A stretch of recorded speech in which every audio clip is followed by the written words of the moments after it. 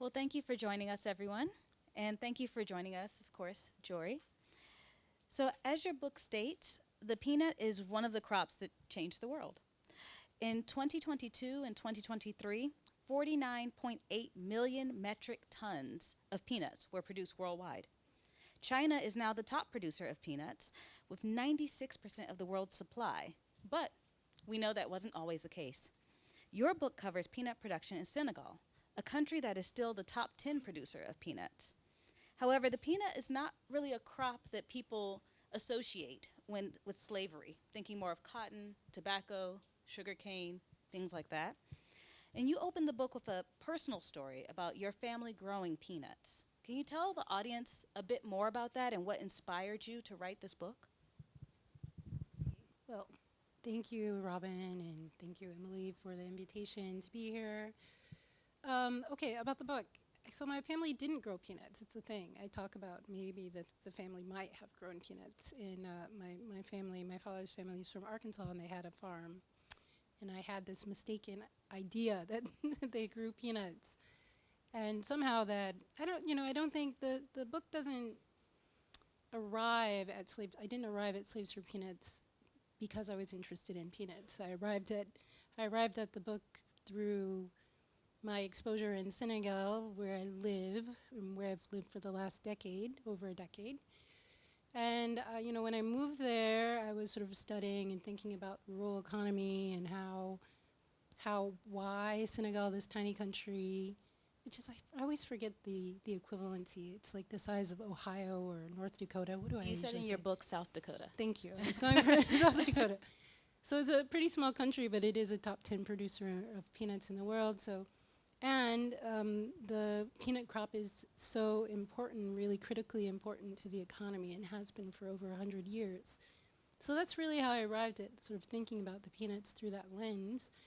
And the story I sort of tell in the prologue is that I was doing a lot of work, kind of spending a lot of time in this area of Senegal called the Peanut Basin, where they grow a lot of peanuts, obviously.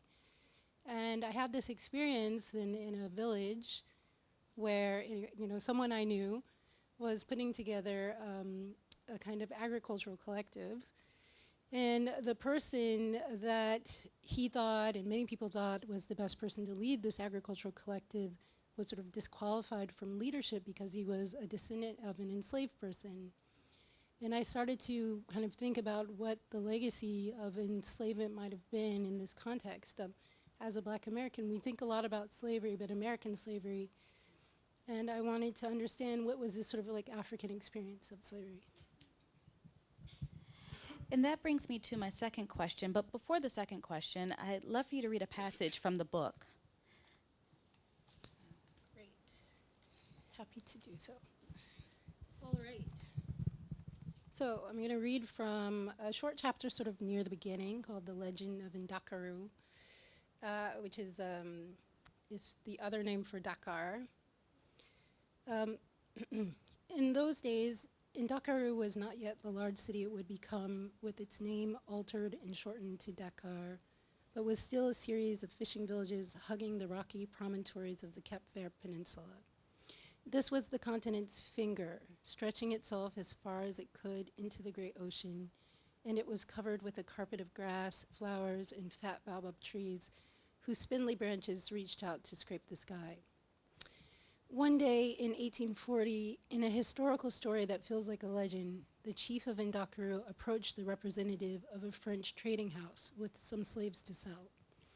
The French merchant responded to the chief, "Keep your slaves, they are our fellow men, but I will give you anything you want from Europe for peanuts." There and then, the chief had an epiphany. He went to tell his people about this new idea. He said, "Because each slave can bring in enough peanuts to equal his selling price, instead of selling them, let's use our slaves to cultivate our fields."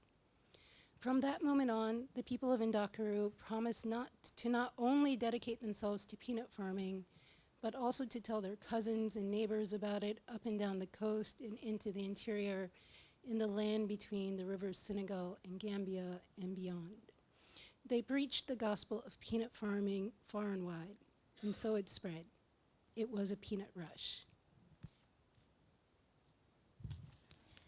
Thank you for that.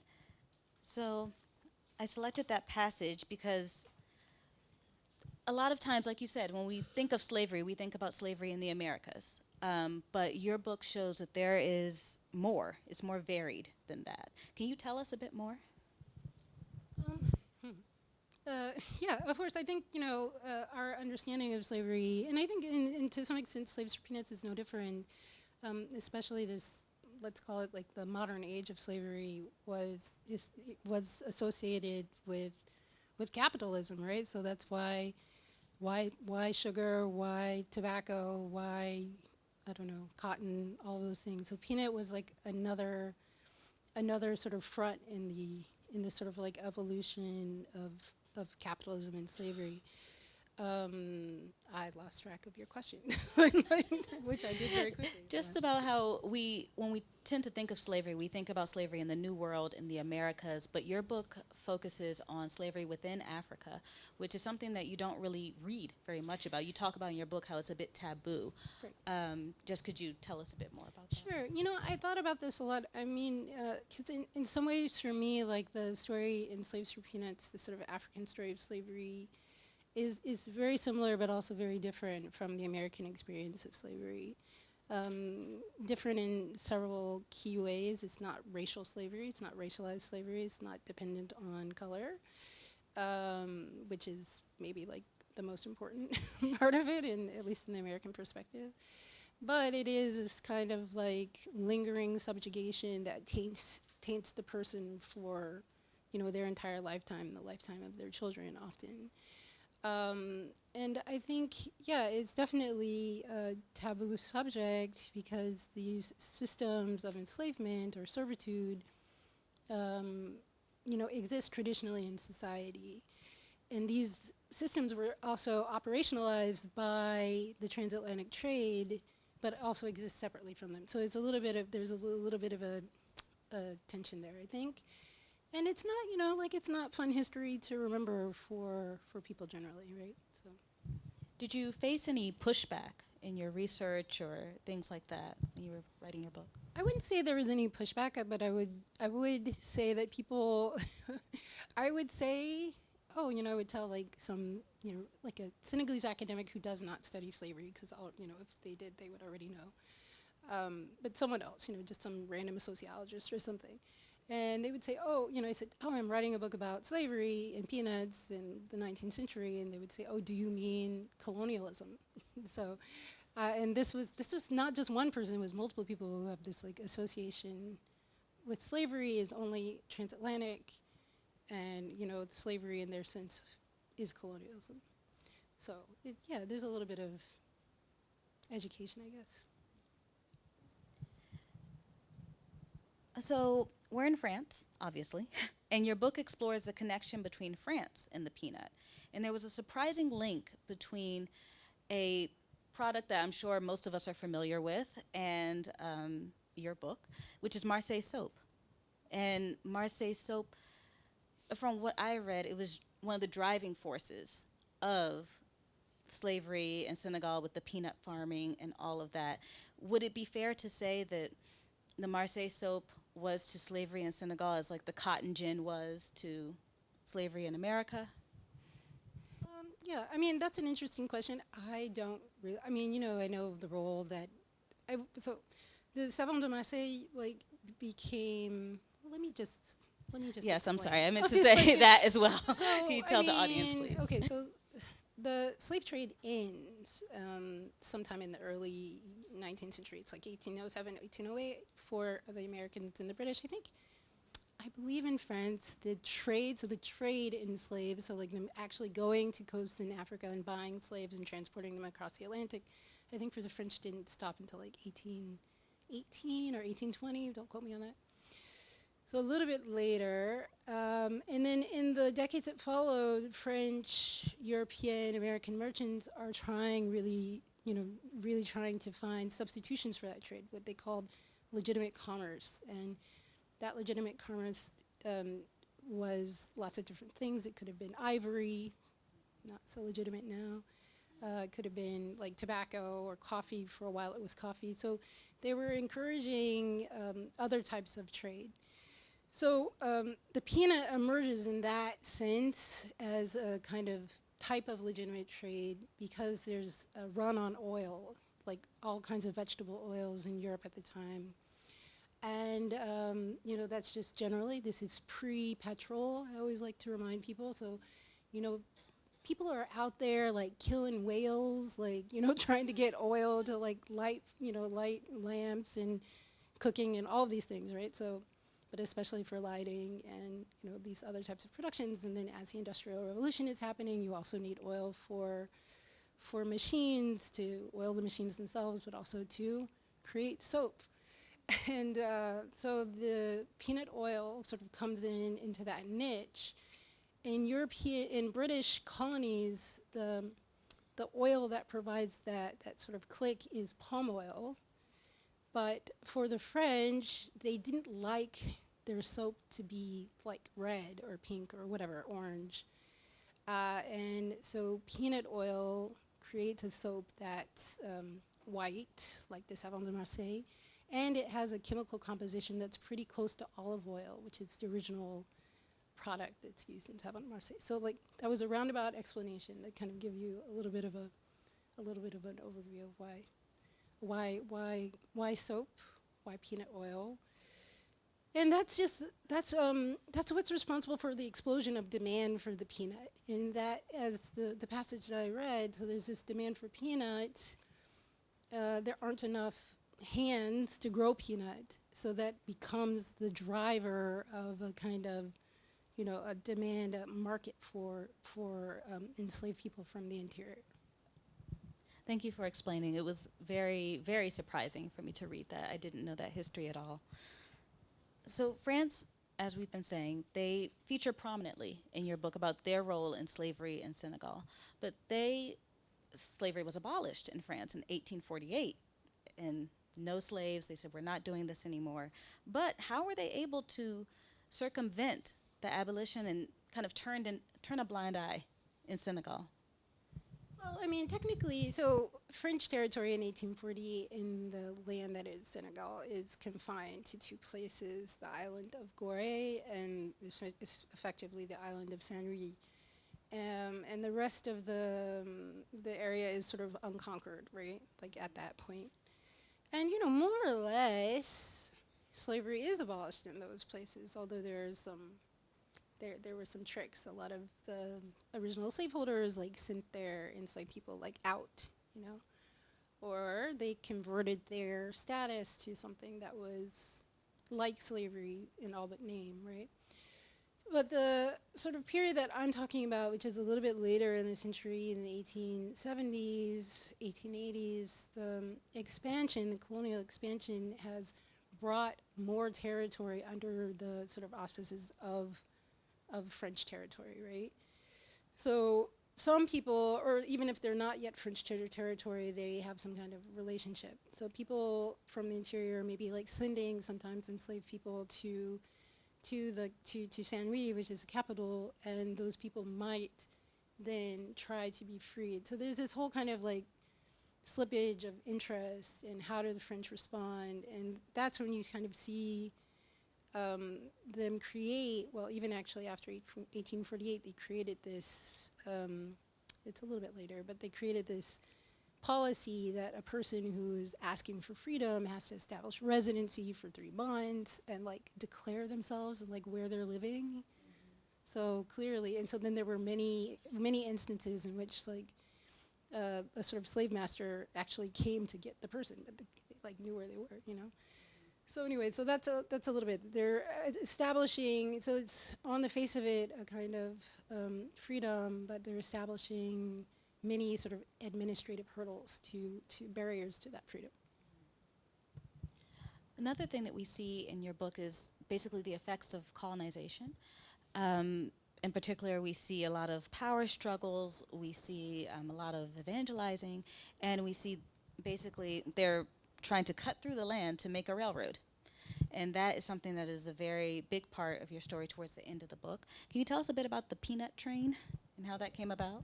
Well, I would first say that the book, in fact, is about the many ways that colonialism sort of, or conquering, or like the conquest operates, right? It operates culturally through, like, I think that's the best we see, like the story of Walter Taylor, this Protestant missionary.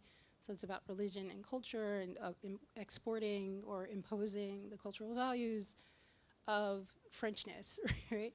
It's economically, right, by kind of, this is the peanut trade itself, this kind of economic colonialism, and then there's like force, right, which is what we also see in the main sort of field of the book. It's this territory or this kingdom called Kajor, and other places, right? So the peanut train is actually, it's a little bit, it's not that complicated, but the book sort of focuses on one territory that's a particularly good place to grow peanuts called Kajor, and it's in between.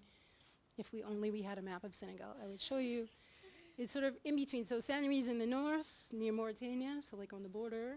It's actually literally on the border. It's like over the river, it's like, that's Mauritania. And Gorée is like further south, like on the Cap Verde Peninsula. So like, I don't know, there must be something like 200 miles between them. I'm just guessing, I don't know. So Kajor is this area, it has this great soil for peanut growing. It's a sandy soil. And you know that these are like the most prized peanuts, and so the French at some point develop an idea to create a train. Well, and the other point is the port in Saint Louis is terrible because like it's hard to get up the river. That's where the Senegal River's mouth is, and it's like this disaster. It's like just a terrible, terrible place to send an ocean-going ship. So they build a new port in Dakar. And they decide, like, we need a way to drain all those great peanuts from Kajor and also this other territory called Baol, because the roads, or like the caravan trails, that's what they were a little bit dangerous. There were bandits, you know, it took a lot of time. It took a lot of animal power. They were like, you know, putting peanuts on the backs of camels and stuff like that, and it was not very efficient. So they were like, okay, we need a train through the middle of Kajor. But the leader of Kajor, this man called Black Jor, is like, you know, at first he agrees and then he takes it back because he kind of sees it for what it is, which is like a play for power. So that's the story. I don't know if we want to go for it. Oh, no, I think that's fine. I will say that the book does have maps. So when you buy the book, you will be able to see exactly what she's talking about. So you mentioned Lat Jor, but also you introduced us in the book to Walter Taylor, who plays, you follow his arc all throughout the book, from him becoming a minister to just trying to really change the lifestyle there. Can you tell us a bit more about this? He's incredible, actually. Yeah, so I actually usually, when I present the book, I explain that it's a book with three characters. One is the peanut itself. Two, the second person is Lat Jor, this person. We do follow Lat Jor's life and his time, sometimes collaborating with and sometimes in opposition to the French, which is interesting in itself because he's usually depicted only as like a straightforward hero, but the historical record is different. And third is this man called Walter Taylor, who was a Protestant missionary from Sierra Leone. And he establishes this really amazing project that I was super floored about when I heard of, and I decided he would be kind of like the center of the book. He establishes a refuge for runaway slaves. So I think that's even part of like the impetus for, it's not really it wasn't, you know, that's how he sort of carries the middle of the book, because he's in contact with people who have been, you know, freshly liberated, or even he's helping them become liberated in many ways, right? So it's worth mentioning as well, the refuge for fugitive slaves. When they came to the house, they had to stay for 3 months. They had to, like you said, register themselves, stay for 3 months without being recaptured by their owner. And if they were recaptured, then that's it for them. So that's why he was holding them in his house for the 90-day period, so then they could walk out the door and say, okay, I'm free, without getting captured. It's his house and a number of kind of like safe houses. Someone who blurbed the book called it like an underground railroad, and that's not untrue. Like it is sort of like it. I mean, except they weren't moving; they were just sort of staying, because, I mean, you had to be in Saint Louis to claim freedom, so you couldn't move somewhere else, right? But yeah, so he's working with like a network of people, and then after their liberation, it's also a part of his own Protestant evangelical project. So like this is also, you know, we might be of two minds about this, right? Right. So you know, it's in a way like all of the characters have their like light and dark sides in a way. Everyone's very complex.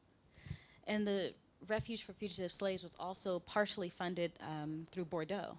Is that correct? Well, yeah, many of their donors, so it's a part of this, what is it, La Mission Évangélique, so which is based in Paris, but they had a number of donors from other places, including key port cities like Bordeaux, some Marseille, I imagine, but mostly Bordeaux. Yeah, so that's where, and a lot from like Swiss Germans, like these kinds of other Protestants. So as we're talking about this book, I hope the audience can tell that this book is highly researched. You found everything there was to find out there. There's maps, there's slave narratives, there's everything, there's letters, all of which you translated yourself, actually, from French to English. So how was your process in terms of the research and the writing? Yeah, I mean, it's long. This book took a really long time to write. How long did it take? I think something like 7 years. Yeah, it's a really long time. Yeah, yeah, could be longer. I don't know. I'm not gonna tell you, but no, but it was at least 7 years under contract for sure. So, I mean, it just was a lot of work, right? The book is, even though maybe if you haven't read it, of course, it's a narrative, and that's what's important to sort of understand, because you can write a book of history just with like lots of facts, but if you want to like inhabit the character, and I always, even though these are historical people, I refer to them as characters, you need like a lot of source material. You need like just crazy material. You need to know like, oh, does the wind really blow on this island at this time from this direction? Do you know what I mean? Like it's stuff like that, you know. So you were like, not only, so I was researching like the actual like letters from like Latjor. The Walter Taylor part is based on 20 years of letters of him writing the director of this Mission Évangélique in Paris. So like you need that kind of correspondence to understand how people are feeling, and to be able to like trace a narrative through, but also just reading like just tons of contemporaneous material. So travel narratives, novels, you know, like just anything, like newspaper reports, just everything and anything. So that this type of book just is like a hoover of information. It's crazy. How did you keep everything organized? I don't know. You know, I use Evernote. I don't know. It's I somehow I don't know. It felt just like brute force sometimes. Like I don't know. But I mean, I had like a pretty good system about the archives from the various archives that I was using that was like pretty well organized, because the archives themselves, it's a little bit complicated because you take pictures of documents and then you have to transcribe them and then you have to translate them. And then like, so it's, that was a process, but that was pretty well organized. And then, yeah, totally just Evernote. I'm serious, yeah. And what were your challenges in your research? Were there things that you were looking for that you weren't able to find? Oh yeah, totally. You know, I think I'm not a historian. Very important to say, I'm a journalist with historian tendencies or something. But you always have to, because you're talking about real people, you know, so like, there's always just gonna be stuff you can't find. Like, I could never find, I went to Sierra Leone to look for like Taylor's grave to find descendants of his family. I like, you know, I went to his home village. Like, you know, I like knocked on doors of people with the last name Taylor, you know. So, but I never found his descendants or anything about him there. I mean, there's just so much. Like, there's a sub-character in the book called Nyarabeli, and she was originally intended to be a full-fledged character. Because I'm a woman, I want to write about women. I think women are underrepresented in writing about history generally. But I just could not find, so again, because you need, even though there are a lot of documents about Nyarabeli, you need her own voice, and if you don't have letters, you can't, or something, you just can't do it. It's just impossible. So she had to be kind of like downshifted, you know, in the narrative. And was there anything that you researched that surprised you? Anything that you found that you weren't expecting to find? Well, I have well, there's like something about Walter Taylor's biography that when I found it in this archive, I was looking through microfilm at like Boston University. I mean, I did a lot of research in random places. So it was like this missionary archive on microfilm, right? Like it's just the worst way to like access anything. And I found this letter with like I don't want to spoil it for you, with like a, you know, biographical detail of like Taylor in his life that like that I literally just, I saw it, I sat down, I just like put my hand on my face for like 10 minutes, and I was just like, oh my God, I don't know what to do about this, you know? So now it's up to you all to read the book and figure out what surprised her so much about Walter Taylor. But you mentioned, okay, so you mentioned going to Boston, Sierra Leone, you've come to Paris, obviously. Where did all of your research take you? Well, the main source materials were, so in Senegal itself, Senegal has a very important archive of its own colonization. So that was the most important archive. That took me a long time. The book took me a long time too, because almost the minute I got my book deal, the Senegal archives closed for nearly 2 years because they moved. So that was, I think it was like 20 months of closure. So that was a problem. So it delayed everything, I'm sure. It did delayed considerably. So that, and then this Protestant mission archive, which is in Paris, where it's sort of the main archives, plus the archive in Aix-en-Provence, plus like regional archives from like the départements, so like in Marseille and in Bordeaux. I also went to the Gambia. I had someone else do the British Library, British Archives. Guinea-Bissau, and also Portugal, and Lisbon. Yeah. Wow. Wait, yeah, and then Boston, 2 archives. Okay, wow. It's very impressive. It's for 7 years of work. It's quite a lot. I'm not sure if I could research for that long, but it shows. It shows in the book, definitely. In addition to exploring the agricultural arc of the peanut, you talk a bit about, you don't really explore this fully, but basically how the peanut has changed in the court of public opinion, and how peanut eater used to be considered a slur. I'd never heard that before. And now it's, I don't know, everyone eats it. There's no big deal about eating peanuts now. Yeah, it's interesting. You know, anyway, I was doing an event last week about watermelon, which I just wrote an article about the watermelon and its negative stereotypes, which have lingered in the sort of public opinion in a way, at least in the United States, for Black people in a way that peanut hasn't. Just to backtrack, so like Walter Taylor, interesting person, when he first came to Senegal from Sierra Leone, well, from the Gambia into Sierra Leone, he worked for an American shipmaster. He was an accountant. And they were shipping peanuts to America in 1860s. And I was like, what? I don't understand why they would do that. Like, you know, so I went down this crazy rabbit hole that still shows a little bit in the book about like why Americans were importing peanuts and what did peanuts mean to America at that time.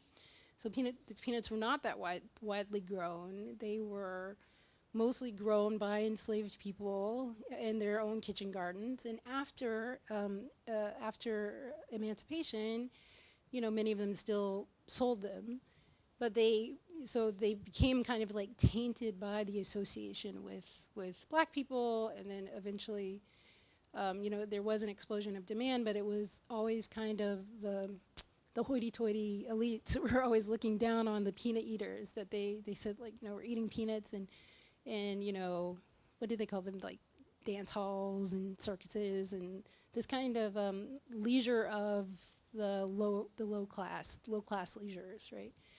So yeah, so that's kind of how that emerged. It's completely different from the experience that we think of peanuts. Peanuts are really banal in a way. I imagine, since this is a little bit outside the purview of my research, but there's this whole kind of late 19th century, early 20th century movement with peanut butter in America. So I think it becomes more popular for everyone, and even I think it was what's his name, like Kellogg or something, like who was interested in it as a health food, right? So peanut had a whole kind of like hero's journey, So it's like, but yeah, the watermelon not to the same extent. Maybe the watermelon's up next. Who knows? Did they also have that kind of same opinion of the peanut in Europe, or was it solely pretty much in America? I don't think so. I don't know though. I don't know for sure, but I don't imagine, because again, these are things that are only associated with this kind of like racialized capitalism and slavery, right? So I mean, so in Europe, even though of course there are Europeans who have, involved with slavery, they didn't live with it in the same way as we did in America, and I don't see that association. And also, it wasn't as much a food crop at first, right? I mean, peanuts weren't grown for eating necessarily. They were grown more to be, converted into oil. And later, people were starting to eat peanuts, but they weren't like eating them the way they were in America. And that exportation that Walter Taylor was doing to Boston in 1865 or whatever, like those peanuts were literally like going to be roasted and served at like baseball games and circuses. So like it's a different type of trade. Right, that makes sense. Well, thank you for answering my questions. I believe it's time for questions from the audience. Thank you.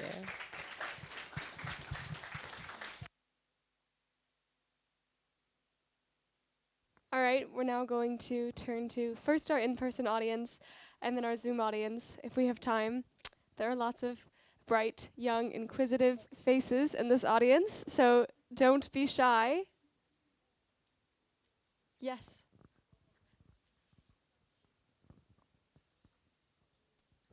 Hello, good evening. Hi. So you said that you live in Dakar, Yep. right? Well, not in Dakar. I live outside of Dakar. Well, so. how did you feel? Because I assume that you visited l'île de Gorée. How did you feel when you were there? Well, you have unintentionally stepped into a controversy. Well, the Ile de Gorée was never a very, so I'm always like a little bit frustrated. Like even the other day, there was an article, I think in The Guardian, and they said that the Ile de Gorée was the largest slave trading post in West Africa. And I was just like, what? Where did you get your history? Why can't I not just fire you right now? Because the slave trade from Gorée was relatively small.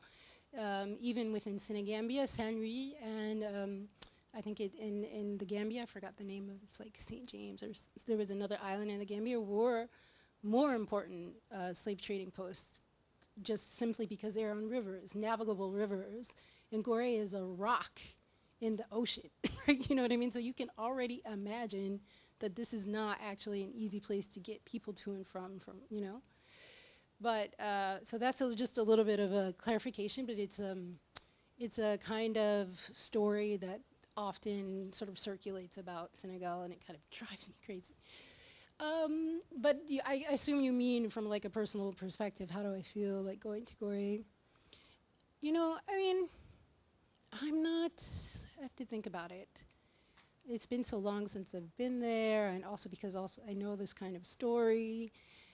I always think it's important to go to places of, whatever it is, it's a monument as a place to remember, right? A place to remember the sort of horrible devastation that happened because of the transatlantic slave trade. And I think it's, it's powerful for that reason.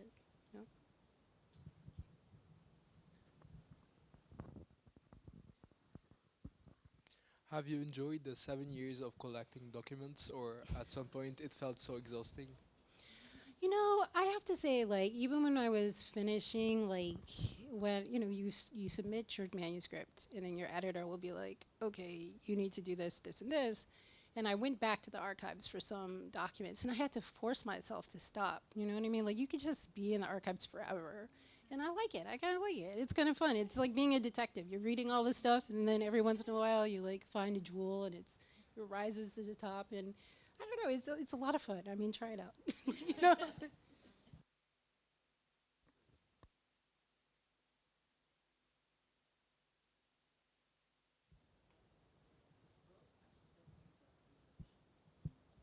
I mean, again, like you're kind of never done with the research, so you always feel a little bit like, oh, if I had a little more time, I could do more, you know. But of course, yeah, feel a sense of relief and even, but also maybe a little bit of loss, right? Especially for a book project you've done or that I did for so long, it became like so, like integral, like the search, you know, like in the writing became so integral to my identity in a way. But I'm also very happy that now I get to share it with all of you. Does that mean Slaves for Peanuts 2? It's on its way. The sequel. Never, no. Do you have any clue why the French prefer to use peanut oil instead of olive oil that they could have gotten easily from the Maghreb? Well, very interesting that you asked this question. Well, I think one of the upticks that you see in the demand for peanuts happened after a series of, like, I think, you know, what do you call it, blizzards or frost that killed a lot of olive trees across the Mediterranean. So that was one sort of thing that encouraged French merchants to buy peanuts instead. Also, it's a question of price, right? So they were at the same time buying peanuts from Senegal, but like when I talk about this in the book, when the Suez Canal opened up, they were getting cheap peanuts from India. So they were just like following the market. They were also importing sesame seeds from the Levant. So they were kind of exploring all their options.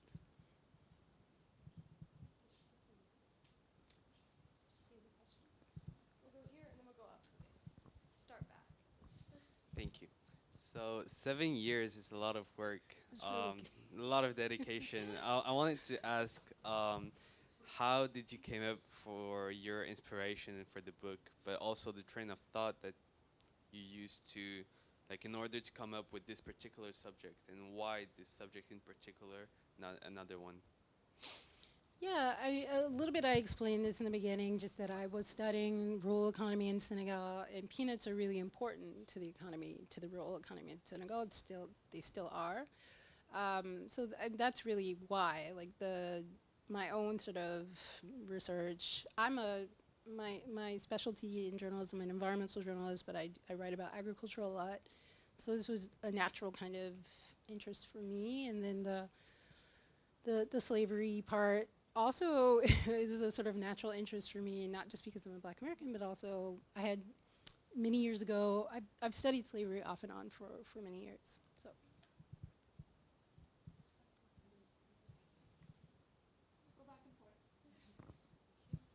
Hello. I was wondering about the connection between slavery in America and slavery, as you recall it here in your book. What connection can you make? And do you think, that's another question, do you think that the African American audience would be interested in reading your book? Yeah, I mean, the second question, Black audiences in America have always been generally interested when they're exposed to the book. I think there's like a little bit of trouble, I think, in the marketing that it wasn't necessarily marketed towards Black American audience, and it's a book about Africa. It fell in kind of like a little bit of a marketing hole in that sense. But when I was doing a lot of the book tours, always like a Black American interviewer saw right away kind of like what the book was trying to do. For the connection between America and the sort of African experience, I'm not, I wouldn't say there's a direct connection necessarily, but conceptually, I always, as I explained a little bit earlier, that there's a kind of traditional system of enslavement or servitude that at least is common in this part of West Africa. And that those systems were sort of exploited during the transatlantic slave trade. So these are, in a way, like two sides of one coin, you know? Although there are also sort of like mutations that happened as time went on, and especially after the end of the trade. Does that make sense? But they are kind of complementary in a way. Yeah. Yes.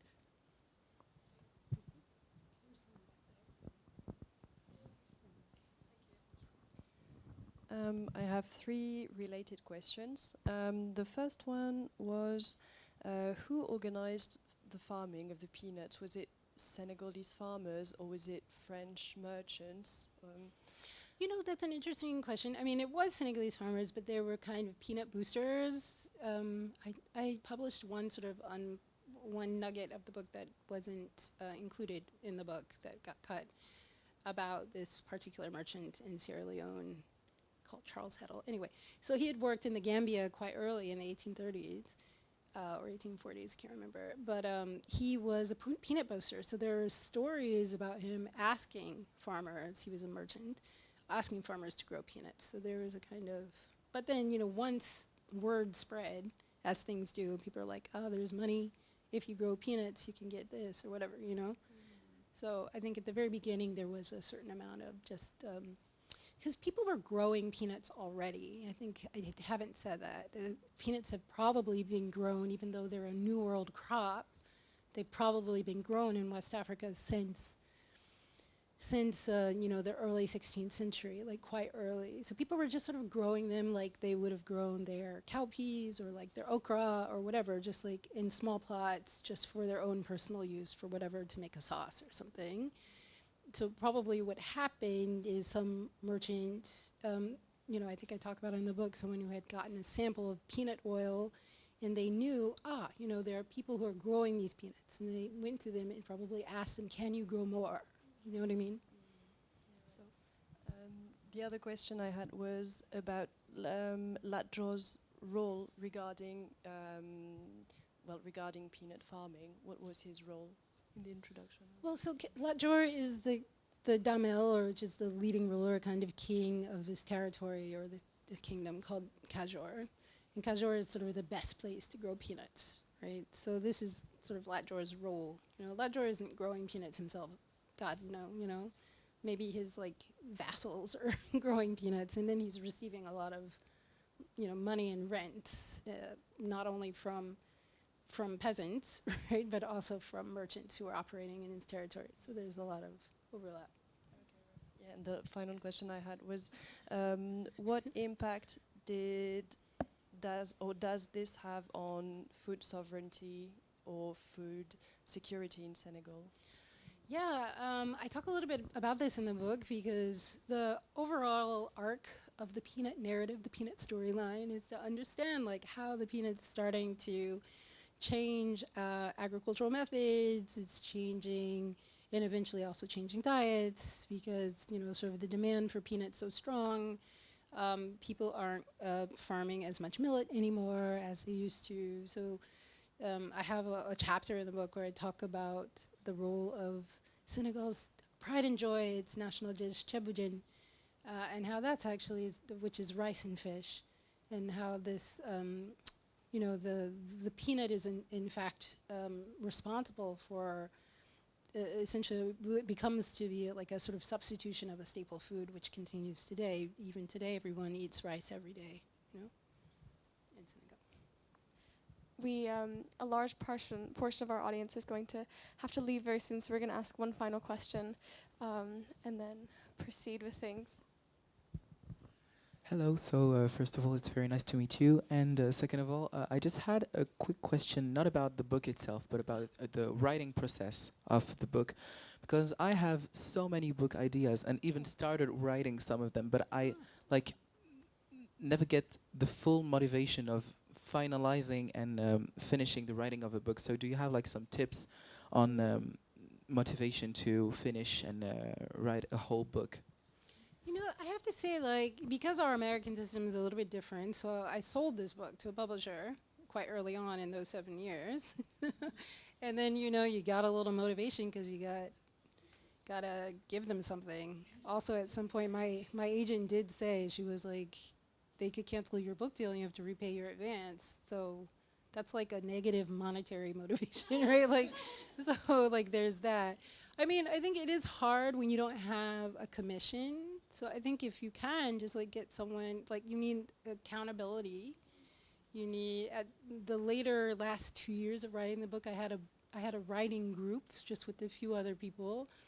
And that became for me like a way to like, I have to be responsible to someone else, or I have to share this with someone else next month. So I gotta get this written. So I think you need to maybe like create that community or that that responsibility for yourself in some way. So either get the commission or find a group, just to have someone else kind of reminding you to do it, you know?